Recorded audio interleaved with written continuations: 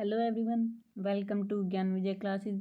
आज की इस वीडियो में हम हमारा जो नंबर सिस्टम का चैप्टर चल रहा था उसी को कंटिन्यू करेंगे।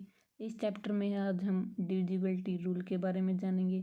आज की इस वीडियो में मैं अपने मैथ्स के नोट आपके साथ शेयर करूंगी। अगर आप किसी भी एग्ज़ाम की तैयारी कर रहे हैं तो आप ज़रूर देख सकते हैं। स्पेशल हमारा जो फोकस रहेगा वो एचटेट टीजीटी मैथ के लिए रहेगा। उसमें जिस भी टॉपिक से क्वेश्चन पूछे जाते हैं हम उन सभी को कवर करेंगे। तो शुरू करते हैं आज की हमारी इस वीडियो को। तो नंबर सिस्टम में हमने लास्ट वीडियो में अलग अलग नंबर्स के बारे में पढ़ा था। Integers, natural numbers, whole numbers, real numbers, उनको एक बार हम रिवाइज करेंगे। रियल नंबर कौन से होते हैं जिन्हें हम नंबर लाइन पे शो कर सकते हैं, और इसी में हम इंटीजर, नेचुरल नंबर और होल नंबर्स को शामिल करते हैं। इंटीजर कौन से होते हैं जो माइनस इन्फिनिटी से प्लस इन्फिनिटी तक जाते हैं। इसमें हम हमारे जो नेगेटिव और पॉजिटिव सभी प्रकार के नंबर्स को शामिल करते हैं। उसके बाद होल नंबर्स जो 0 से लेके इन्फिनिटी तक, और फिर नेचुरल नंबर 1 से लेके इन्फिनिटी तक। फिर है प्राइम नंबर। कौन से होते हैं प्राइम नंबर? जिनके सिर्फ 2 ही फैक्टर होते हैं, या तो 1 या फिर वो खुद होते हैं। तो ये जितने भी नंबर हैं इन सभी को हम प्राइम नंबर में शामिल करते हैं। और सबसे छोटा जो है इवन प्राइम नंबर क्या होता है? 2 होता है। और सबसे छोटा ऑड प्राइम नंबर क्या होता है? 3 होता है। और प्राइम नंबर से रिलेटेड हमें कुछ फैक्टर भी याद रखने हैं। जैसे 2 डिजिट का स्मॉलेस्ट प्राइम नंबर क्या होता है? 11 और लार्जेस्ट 97। 3 डिजिट का स्मॉलेस्ट प्राइम नंबर 101 और लार्जेस्ट प्राइम नंबर 997। और 4 डिजिट का स्मॉलेस्ट प्राइम नंबर क्या होता है? 1009। तो इनसे हमसे जो है सीधे क्वेश्चन पूछे जा सकते हैं, जैसे कि 2 डिजिट का स्मॉलेस्ट प्राइम नंबर क्या है, लार्जेस्ट क्या है। तो ये हमें डायरेक्ट याद रखनी है। इसके बाद हमें क्या याद रखना है कि 1 और 100 के बीच में प्राइम नंबरों की संख्या कितनी होती है? तो वो कितनी होती है? 25। और 1 और 25 के बीच में कितनी होती है? 9। और 25 और 50 के बीच में जो है 6। और 50 to 100 के बीच में 10। तो ये सभी हमें याद रखने हैं। इनसे भी डायरेक्ट क्वेश्चन जो है पूछा जाएगा। और 0 क्या होता है? हमारा इवन इंटीजर होता है। इसके बाद है को प्राइम नंबर। को प्राइम नंबर कौन से होते हैं? जिनका HCF सिर्फ 1 होता है। जैसे 4 और 5, इनमें जो है और कुछ भी कॉमन नहीं है, सिर्फ क्या कॉमन है? 1 कॉमन है। HCF क्या होता है? Highest common factor. इसके बाद है कंपोजिट नंबर।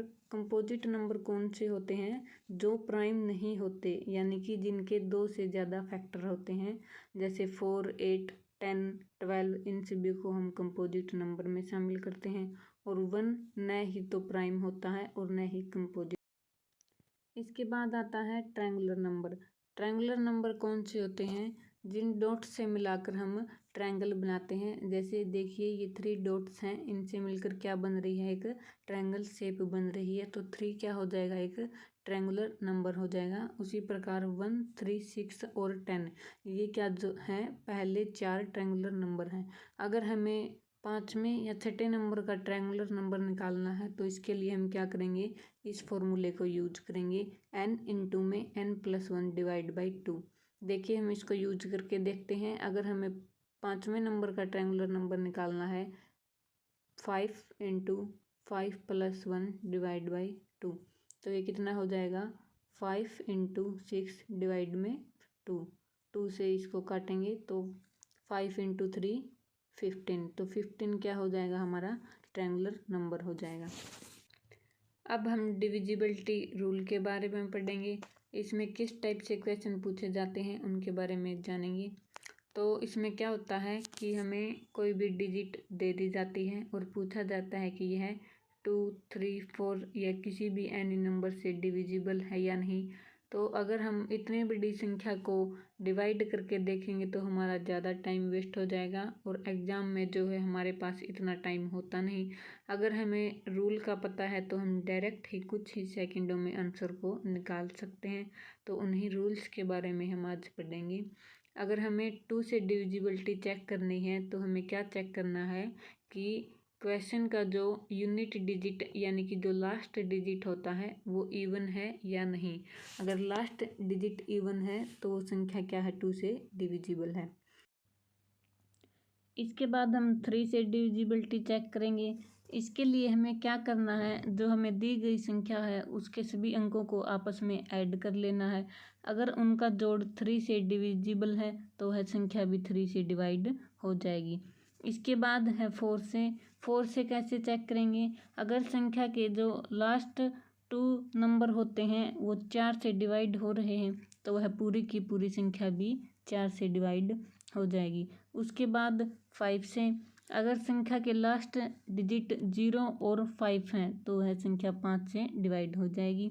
इसके बाद 6 का क्या रूल होता है, अगर वह संख्या 2 और 3 से डिवाइड है तो 6 से भी डिवाइड हो जाएगी। 2 का क्या रूल था कि संख्या का जो लास्ट डिजिट यानी कि जो यूनिट डिजिट है वो इवन होना चाहिए। और 3 में क्या पढ़ा था हमने कि संख्या के सभी अंकों का जो जोड़ है वो 3 से डिवाइड होना चाहिए। अगर यह संख्या 2 और 3 दोनों से डिवाइड है तो वह 6 से भी डिवाइड हो जाएगी। उसके बाद है 7 से, अगर कोई संख्या 6, 12 और 18 टाइम्स रिपीट हो रही है तो वह 7 से डिवाइड हो जाएगी। देखिए जिस प्रकार से ये संख्याएं हैं ये क्या है, 7 से डिवाइड हो जाएंगी। उसके बाद 8 में क्या करना है, हमें लास्ट 3 डिजिट को चेक करना है कि वो 8 से डिवाइड हो रहे हैं या नहीं।